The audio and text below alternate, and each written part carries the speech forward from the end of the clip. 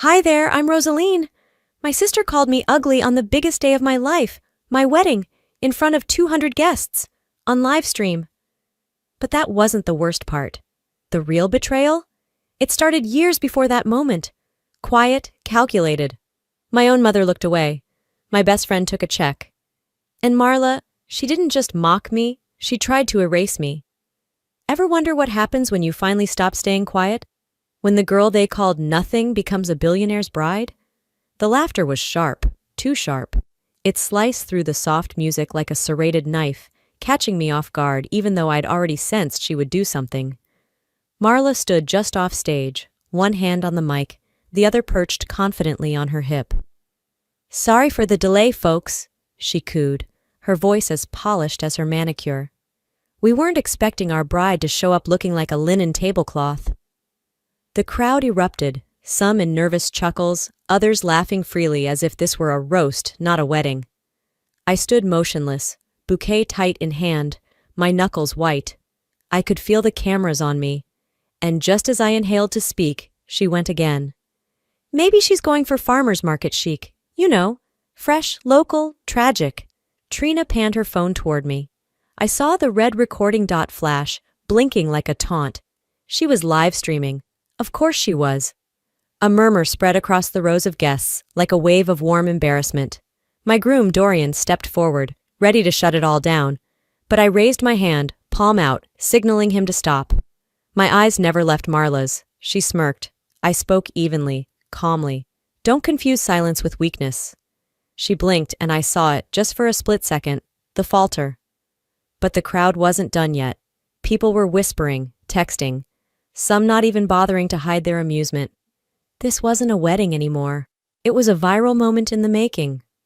I stepped back from the aisle and walked off stage. No tears. Not yet. I wasn't going to give her that. Back in the bridal suite, I sat down, heart still thudding like it hadn't caught up to what just happened. I picked up my phone. Trina's stream, 10,274 viewers and climbing. The top comment, "Is this real? Who let her wear that?" Then, a new email notification popped up. The sender made me pause. Leona Croy. I hadn't seen that name in 2 years, but the subject line made my stomach drop. "You need to see this. Marla planned more." I didn't open it yet, not because I was afraid of what it said, but because I already knew it wouldn't surprise me. She didn't just humiliate me on my wedding day. She rewrote my past. She curated my shame and sold it for likes. I tapped the email, jaw clenched. The message opened with 4 words that made my breath catch. "For your eyes only." The video loaded slowly. Wi-Fi always lagged when you needed it most. Then it played. Marla, full frame, calm, confident. She was sending a message to a gossip account I recognized. One that thrived on scandals with clickbait titles and private photos, leaked anonymously. She attached a screenshot. My DMV photo from when I was 22, face bare, hair fried from a bad box dye. Then another file, my old resume, back when I worked 2 jobs just to afford fabric samples. Marla's typed caption appeared on screen. "Brooklyn girl bags billionaire." Guess what she wore to their first date? The gossip post had gone up 2 days before the wedding. 500,000 views, thousands of comments. They mocked my clothes, my past, my worth, and I had no idea it was happening until now. I stared at the screen. Not a mistake, not a jealous impulse. This was a campaign, strategic, deliberate, a takedown masked as a sister's concern. There was nothing accidental about any of it. I pulled my robe tighter, walked over to the full-length mirror. My reflection looked exhausted. But there was more than sadness behind my eyes. There was calculation now. Focus. The kind you only develop when you've been burned too many times. A ding pulled me back to my phone. A new post had just gone live from an account I followed in college. Elle's handle. Her captions always had this biting, ironic tone, but this one was worse than usual. "Designer fakes marry real billionaires. Guess she fooled us all." The hashtags told the rest of the story. Hash from nothing to gold, hash bride or bribe. I opened Viola's metadata tracker, something she'd built for tracking social copy theft. The source? Elle's IP. Trina had handed her the content, bought and paid for, just like Marla had done with everyone else she couldn't control. A week before my wedding, my closest college friend sold me out for a 5-figure check and brunch clout. I scrolled through the comments. Most were laughing. Others compared my old photos to my present life like it was some reality show audition tape. My fingers hovered over the screen. I didn't cry. I didn't scream. Instead, I opened our chat history, scrolled up to the message where I once sent Elle a photo of my dream wedding dress, years ago when we still believed in each other, and quietly hit delete. I looked back at the mirror, the same tired face staring at me. "You wanted a war, Marla," I whispered. "You'll get one." I didn't sleep. I couldn't. Instead, I sat by the hotel window, watching Houston's skyline blink in and out of view through the heavy clouds. The email still sat open on my tablet, but my thoughts had already slipped backward. Years, not hours. It was the afternoon before Marla's 16th birthday. I was 13, awkward, and already used to being background noise in our house. We lived in the suburbs outside Dallas then, a tidy 2-story where appearances mattered more than affection. Mom was fussing over Marla's dress, something custom and glittering, her voice high and sharp. "Rosie, just stay out of the pictures, okay? This is Marla's day." I wore a floral thrift store dress with a hem I'd stitched myself. It wasn't flashy, but it was mine. When I tried to join a group photo with our cousins, Marla turned, gave me that smirk she always reserved for when Mom wasn't looking. "You're just nothing special," she said, loud enough for the others to hear. They laughed. I remember slipping away down the hallway, back against the wall, listening as Mom whispered to one of our aunts. "She needs to learn. This world isn't kind to plain girls." I wasn't crying. I just sat there, trying to understand what made me less worthy, what made my presence an inconvenience to be edited out. Now, decades later, I looked through the old photos still stored on my iPad. Every frame was carefully cropped to center Marla, her cakes, her curls, her parties. I was a shadow in most of them, or absent altogether. Delete, delete, delete. Each tap was a quiet revolution. A soft knock at the suite door pulled me from the screen. Viola stepped in, dressed in workout gear, clearly not asleep either. She didn't say anything at first, just studied my face. "I used to think," I started, "that if I stayed quiet I'd be safe. If I didn't cause trouble, I couldn't be blamed. But being invisible didn't protect me. It just made me easier to erase." Viola walked over, placed a folder on the table beside my tablet. "Then it's time to stop fading out," she said. "You need to see this." I opened the folder. It was an internal memo from Line's board, my board. Cold language hidden behind legal polish, discussing the PR risks of my public visibility. A proposal to quietly replace me as CEO before the IPO. It didn't hit me like a punch. It landed like a pattern, one I'd seen my entire life. I closed the folder. Calm. Then I guess it's time they saw who I really am. That night, I didn't cry. I didn't plead. I turned off the lights, crawled into bed, and whispered to the darkness, "No more hiding." The next evening came quickly, ushered in with champagne toasts and an orchestra that played too softly to cut the tension in the air. We gathered at the Post Oaks rooftop for the rehearsal dinner, just hours before my wedding, and still, I could feel it. The shift, the stares that lingered too long. Lorraine and Richard greeted me with courtesy laced in frost. Lorraine smiled like she was sucking on a lemon. Then, without ceremony, she pressed a rolled-up fashion magazine into my hands. A sticky note clung to the cover. "Image matters." She didn't need to say anything else. Message received. The dinner itself was civil, in that southern way that makes everything cruel sound polite. Forks clinked. Waiters floated past. The conversation tiptoed around me like I was radioactive. Richard scrolled through something on his phone, squinting, then glancing up at me. I already knew what he was reading. Viola had warned me. Marla had leaked my past to more than just gossip blogs. Someone had forwarded it to them. Halfway through the meal, Lorraine leaned in, voice soft but edged like a scalpel. "We don't mean to offend, dear, but we do expect our family name to remain untarnished." I nodded. Not because I agreed, but because reacting now would give them what they wanted. A woman too emotional to belong. They didn't know me at all. After dinner, Dorian and I stepped out onto the balcony. The Houston air was thick, pressing. The kind that makes you sweat before you speak. He touched my arm gently. They're not being fair. I'm not surprised, I said. They've been fed poison, and they drank it with wine and dessert. He didn't laugh, just looked at me with that same mix of concern and helplessness. I wasn't angry at him. He had his own battles to fight in this marriage, but this was mine. I'm not marrying them, Dorian, I said, turning to face him fully. But let's not pretend they don't matter. They're aiming at me, and I need you to understand, tomorrow I'm not walking down that aisle to prove I'm good enough. I'm walking to remind them that I built this life, on my own. He nodded, voice steady. You're not alone in this. I didn't smile. I didn't need to. I already felt something unshakable rising in my chest.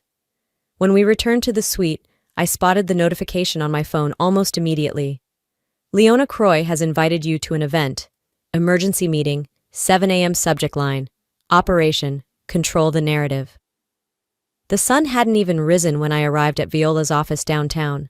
The city was still yawning awake, but she was already 3 coffee cups in, screens glowing with surveillance files and spreadsheets that looked more like battle plans than brand data. Leona was there too, a quiet force of precision in navy blue. She handed me a timeline. Dates, times, names. Every secret meeting Marla had coordinated. Every paid post. Every leak. There were 3 red marks on the page. March 3rd, dress sabotage, done. March 7th, in-law discredit, complete. March 8th, vow ambush, scheduled. Viola didn't flinch. She's not just trashing your reputation, she's turning your wedding into a content funnel. You're her brand now. I sat down slowly, reading it again. Then we changed the frame. They looked at me. She wants to own this story? Fine. Let her build the stage. I'll choose when to set it on fire. By noon, I was back at the bridal suite. Steam from curling irons filled the air, laughter too loud from people too nervous. And then, her perfume. Marla strolled in like she'd been invited. Still time to call it off, she said. Unless you're aiming for a live meltdown. Again. I stood, adjusted my robe, and stared right at her. You've been setting fires and dancing in the smoke, Marla, but don't forget, you're holding the match over your own gasoline. She laughed, but it didn't reach her eyes. There was a flicker, just enough to tell me she heard me. You think you're scary now? She asked, arms folded. No, I said. I think I've been too quiet. That ends today. She didn't reply, just turned and walked out, heels clicking like war drums. As I touched up my makeup, I checked my phone. A single message from Viola. The stream starts at 4 p.m.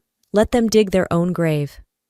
I looked at my reflection in the boutique mirror, flaws and all, and smiled.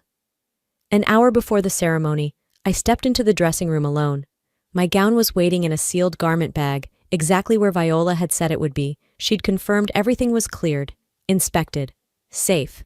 Still, my fingers paused at the zipper. I pulled it down slowly and slipped the dress from its hanger. The fabric felt wrong, thicker, heavier. As I slipped into it, the truth tugged at my skin. The inner lining was frayed. One seam along the waist hadn't been finished at all. The cut, off-center, not my design, not even close. A stylist appeared, feigning confusion. Oh God, that's not right. Maybe it was swapped in delivery. I swear this wasn't the one I steamed. I turned slowly. Tag, I said flatly.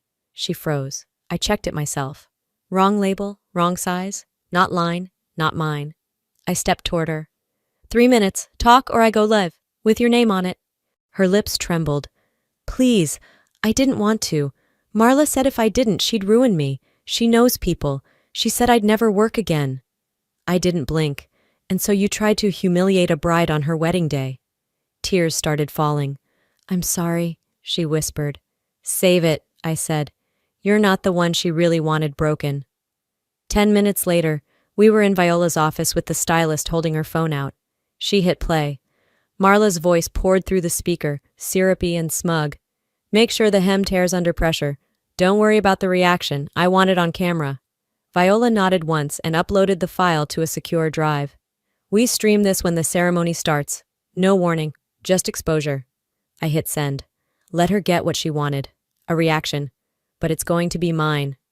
Back at the suite, I stepped into a second gown. Sleek, flawless, my own design, the kind of dress that never needed validation. I caught my reflection again. No rage, no tears, just focus. Time to walk down that aisle, I said to Viola, and burn down everything they built on my back. The air outside the ceremony hall shimmered in late golden light.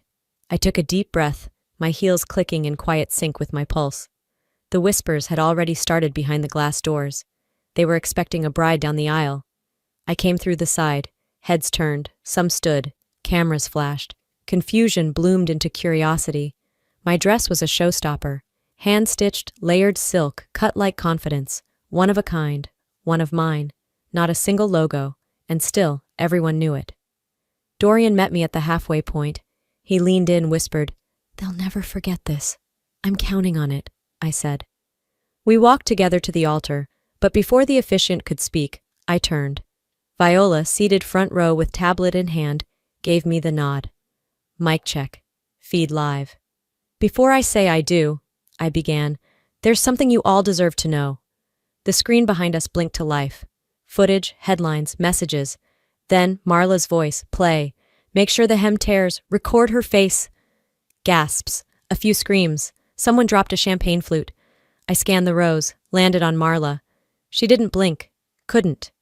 "I built line when I had nothing but debt and grit," I said, steady, "and my own sister tried to turn this day into a spectacle." Text buzzed on my watch, from Viola. "Board vote in 10 minutes, they're accelerating it." I didn't flinch. "To my investors streaming this from New York or Dubai, remember, you bought stock, but I built the equity." Slide changed. Q3 numbers, brand loyalty stats, growth, headlines, recognition. In the front row, one board member stood, then another, applause. Behind them, murmurs grew louder. Marla's phone buzzed nonstop. I could almost hear it vibrate from across the room. Her face went pale. She stared at me like I'd stepped off a cliff and somehow landed on my feet. "This isn't revenge," I said, eyes locked on hers. "This is truth, and you can't bury that." The applause was still echoing when I returned to the mic.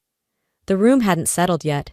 Guests were still reeling, some looking down at their phones, others whispering like they weren't standing feet from the woman they'd just watched try to ruin me. I cleared my throat.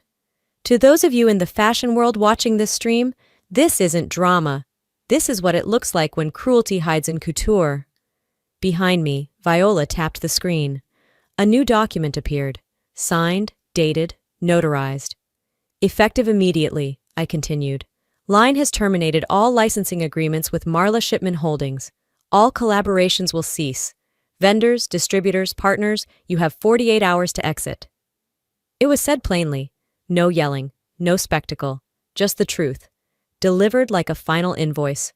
Viola added, "Any brand or stylist that continues affiliation with Marla will not be considered for future line campaigns." The room went still, then burst. Reporters clutched phones. Influencers started whispering. Others just walked out. Trina stared at her screen, blinking fast as her phone vibrated nonstop. "Influencer partnership revoked," one message read. "Contract terminated," said another. Marla stood, lips parting like she might respond, but no words came out. She looked around. No one made eye contact. And I didn't say a thing. I stepped back and let her silence speak louder than my voice ever could. Outside, the aftermath spread like oil on water. Stylists deleted posts. Guests whispered into phones, walked faster to avoid cameras. Marla's assistant was nowhere to be seen. Trina, red-faced and rattled, tried flagging down a rideshare while clutching a designer purse like a lifeline. Then came the press. "Marla, is line pulling out of your salons? Do you have a statement? What would you say to brides you've styled?" She didn't answer, just shoved past, ducked into a black SUV and slammed the door. Her phone buzzed again. "Investor group withdrawal, effective now." I watched it all from the second-floor window. The same place she once stood, laughing at a dress she made me hate. Now she couldn't even hide behind tinted glass. Dorian appeared beside me. "Feel better?" I thought about it. "No, just lighter. I didn't need revenge. I just needed her to stop." And then my phone rang. Unknown number. But I knew the voice before she even said hello. The call came just after sunrise. My phone buzzed on the nightstand. One missed call, one voicemail. I didn't recognize the number, but I didn't need to. I tapped play. Rosaline, I didn't know it had gone that far. My mother's voice cracked, barely above a whisper. I was wrong to stay quiet. I was trying to keep peace, but I didn't realize I was letting you bleed for it. I sat up, covers falling to my lap. Her voice sounded older than I remembered. Tired. Ashamed. The phone rang again. Same number. This time I answered. She didn't start with hello. She's my daughter too, she said. But I should have protected you more. I didn't yell. I didn't cry. I just breathed in and said, I was your daughter too, and you chose not to see me. There was a long silence. Then the sound of her crying. Not performative sobs, not for effect. Just soft, broken grief. She apologized again and again. I let her speak, and when she finished, I didn't offer comfort. I simply said, I hear you, and hung up. It wasn't closure, but it was the end of a hallway I'd been walking down blind for years. That evening, I took a walk with Dorian down by the lake behind the estate. The sun dipped low, painting the water gold. It was never about beating her, was it? He asked. I shook my head. It was about being seen, through my lens, not hers. He stopped walking and gently cupped my face. You've always been enough. The wind caught my veil, a symbolic one now, metaphorical and light. I looked ahead. From now on, I walk my name, not hers, not anyone's. Later, I sat alone on the balcony, scrolling through the stream's replay. The top comment made me stop. She didn't just wear the gown, she owned the room. I didn't respond. I bookmarked it. Viola texted, Press wants a statement. I typed back, let's give them one they can't twist. I opened a fresh post and wrote, this isn't revenge, this is release, and it's mine. Not every family story ends in reunion. Some endings just give you your peace, and sometimes that's more than enough. Before the screen fades, if you're still watching, thank you. If there's one thing I've learned, it's this. Silence doesn't make you safer. It just makes you invisible. For years, I let people decide my worth based on how I looked, where I came from, or how loud I wasn't. But respect, that's not something you beg for. It's something you build, brick by brick, until it stands taller than their gossip, louder than their mockery. I didn't win by destroying anyone. I won by showing up as myself and refusing to leave.